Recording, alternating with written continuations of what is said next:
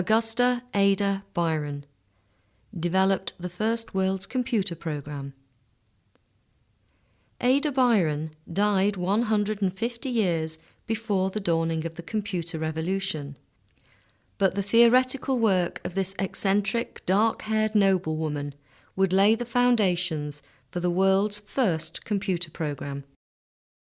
Byron was born in 1816 to the English poet George Gordon Noel Byron and Anna Isabella Milbank Byron. Her parents separated when she was still an infant, and Lady Byron saw to it that her daughter's education would follow the path of her own interests. Ada studied maths and the sciences to the exclusion of her father's bailiwick literature and poetry. The young girl showed an immediate passion for mathematics and eventually was tutored by Mary Somerville, the first female member of the Royal Astronomical Society. At age 18, while attending a dinner party at Mary Somerville's house, Ada met the highly respected professor of mathematics, Charles Babbage. Ada was profoundly drawn to Babbage's ideas, and he himself was impressed by the young woman's intelligence. Later, Ada wrote to Babbage, expressing her interest in working with him on his then current pursuit, the analytical engine. Babbage's diagrams and plans, up to this point, had been incapable of communicating the true genius of the engine. Into this interpretive void stepped Ada Byron. This machine, which at that time only existed in theory, was to operate on the punch card principle. Byron immediately saw how these cards could be reused to access and compute data. Babbage asked Byron to translate and interpret his ideas for the engine. In particular, Babbage agreed to Byron's request to add notes to his text.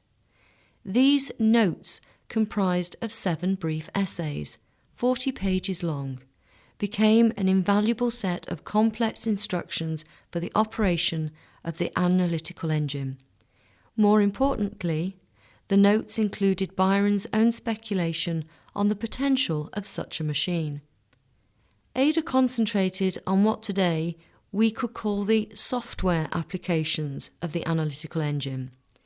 In this sense, one can call Byron a true visionary, for she was able to see that the Babbage's engine could have vast applications in the area of graphics, artificial intelligence, and the composition of complex computer music.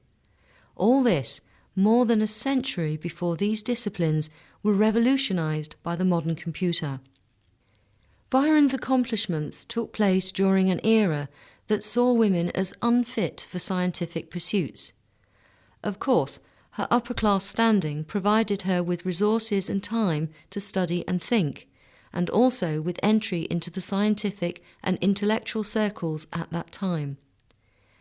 Byron's husband, William King, who later became the Earl of Lovelace, and Charles Babbage, who was sympathetic to the plight of women involved in the sciences, also enabled and encouraged her to work.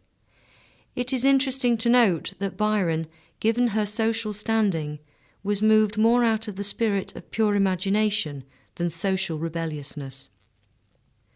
Ada Byron was plagued by an asthmatic condition and manic depression. She also became an obsessive gambler in her later years, which caused her family much financial stress. Sadly, Byron developed cancer of the uterus. On November 27, 1852, Augusta Ada Byron died at the age of 36, the same age that her famous poet father, Lord Byron, had died. Unfortunately, Ada Byron's accomplishments were subsumed into those of Charles Babbage. It was not until 1952, when Lord Bowen published a text that cited her accomplishments, that the world would reacquaint itself with this wonderful visionary.